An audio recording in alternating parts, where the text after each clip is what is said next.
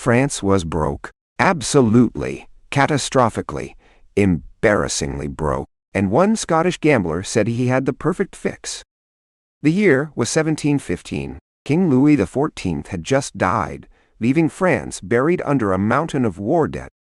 The government couldn't pay its soldiers, couldn't pay its merchants, couldn't pay basically anyone. France was functionally bankrupt. Enter John Law, Scottish, charming.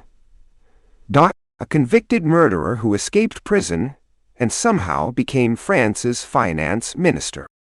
Law had a radical idea: replace gold coins with paper money backed by a bank. Everyone thought he was insane.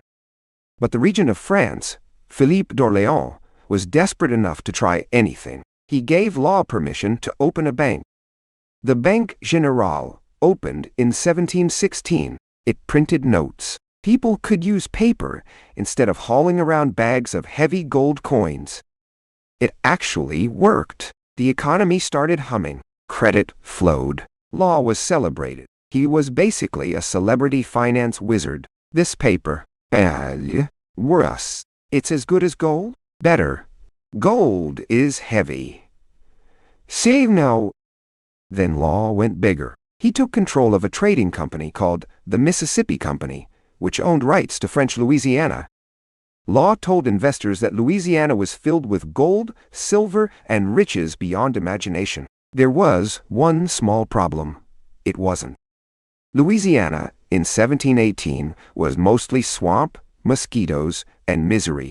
Not exactly the treasure chest John Law was advertising. But nobody in Paris knew that. So, they bought shares. Then, they bought more shares. Then, their neighbors bought shares. Everybody bought shares.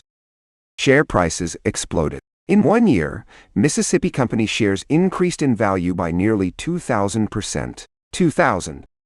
A street in Paris called Rue Quincampoix became the world's first stock market mob.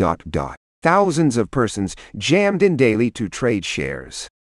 A hunchbacked man reportedly rented out his back as a writing desk for share contracts. Innovation finds a way in a bull market. How much for your back? 1 share per hour. Fortunes were being made overnight. Coachmen became landlords. Servants bought estates. The word millionaire was invented during this period.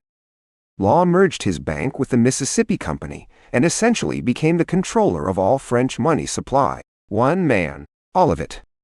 To keep prices rising, Law kept printing more paper money. More notes meant more buyers. More buyers meant higher prices. Simple, right?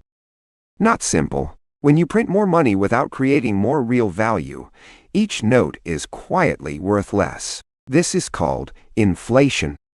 Prices of everything in France started climbing. Bread, rent, horses. A loaf of bread cost what a day's wages used to buy.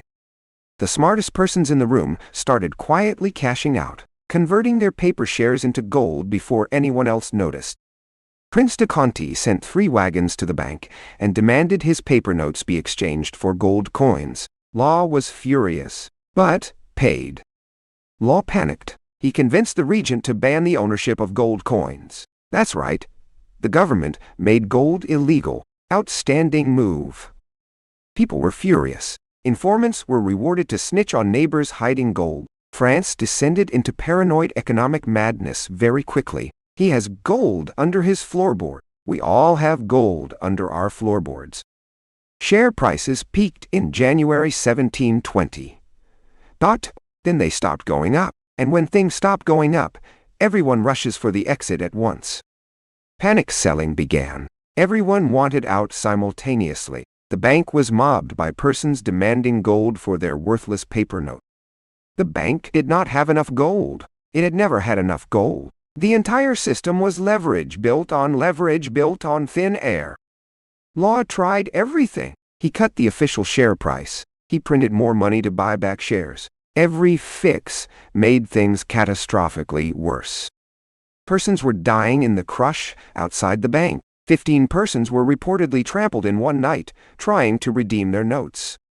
In September 1720, the bank officially suspended all payments. The paper money that Law had built France on was now completely worthless.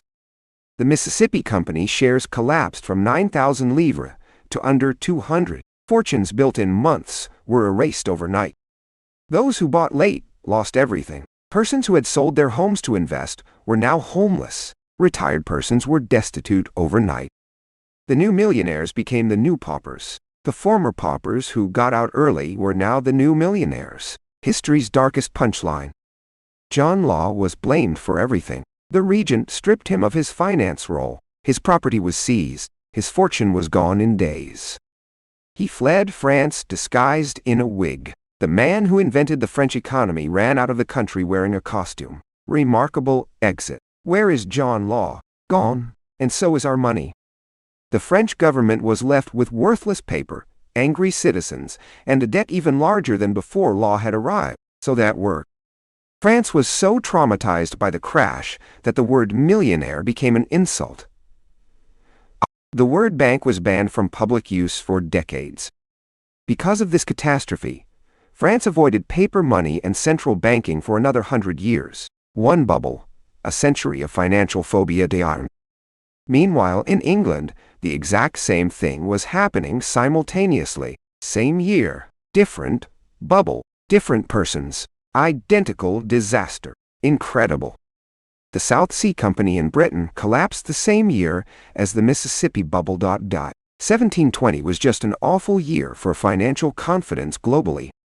Isaac Newton lost £20,000 in the South Sea crash. He reportedly said he could calculate the motions of stars, but not the madness of persons. I can predict the orbit of Saturn. Then why did you lose everything? John Law died in Venice in 1729, broke, alone, and forgotten. The man who broke France could not afford a decent funeral. Poetic. But here is what is deeply strange. John Law was not entirely wrong. His core ideas were actually correct. He was just 3 centuries too early. Today, every country in the world uses fiat money, paper backed by government trust, not gold. Exactly what John Law was proposing in 1716. Central banks manage money supply everywhere. They print. They cut rates. They do everything Law did, just more carefully. Hopefully more carefully. The lesson of the Mississippi bubble is not that paper money is bad. The lesson is that printing money without limits always ends the same way. Trust makes money work. Remove trust and paper is just paper. Law removed the trust by lying about Louisiana, and France paid dearly for it. 300 years later, speculative bubbles still follow the exact same pattern. Died. Hype. Mania. Peak. Wino. Panic. Collapse. Repeat. Every single time. This time is different. That is what they said in 1720. The dot-com bubble. Mississippi. Tour. The 28 housing crisis. Mississippi. Crypto. In 2021. Mississippi. They all rhyme with the same underlying story. The real villain is never the person at the top. It is the collective delusion that price always goes up, and that this time really is different.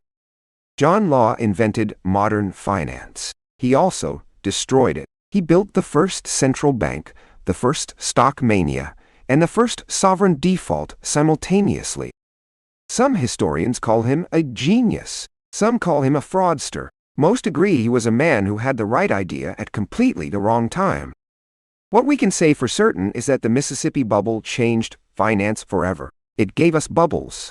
It gave us crashes. Thanks, John. The Mississippi bubble. A Scottish gambler, French debt, a Louisiana swamp, the invention of the millionaire, the invention of bankruptcy at scale. Next time someone tells you a new financial innovation will change everything forever, just remember, so did John Law, and he was right and wrong. The Mississippi Company exists today as a footnote. Louisiana exists today as a U.S. state. The irony of that has never stopped being funny. John Law's grave in Venice is mostly unmarked. The man who controlled the money supply of the world's greatest power gets no plaque. But every time your central bank cuts rates or prints money to stimulate growth, a small Scottish ghost smiles somewhere in a Venetian canal. The Mississippi Bubble, where a man who should have been executed invented the economy, then exploded it, then got exiled, then died broke. Classic. If you learned something today, share this with someone who thinks they have discovered the next safe investment that can only go up. And if you are currently holding something that has gone up 10,000% this year, hi, hello. This video was made specifically for you. It can only go up. John Law said that too. The Mississippi Bubble is 300 years old. The instincts that caused it, greed, herd mentality, elite capture, are not one day older. The next time you see a chart that only goes up, ask yourself, what is the Louisiana? What is the swamp behind the promise? Every bubble has one. Finance is not rational. Finance is collective psychology in numerical form. John Law understood this better than almost anyone. That was the problem. 300 years of financial history has not made us smarter. It has just given us more sophisticated language to describe the same old nonsense. The Mississippi Bubble. An 8-minute story, a 300-year warning, and the ghost of John Law, still smiling, still printing, still very much right. This was Hidden Systems. Subscribe before the bubble pops or after. Honestly, either timing has historically worked out about equally badly.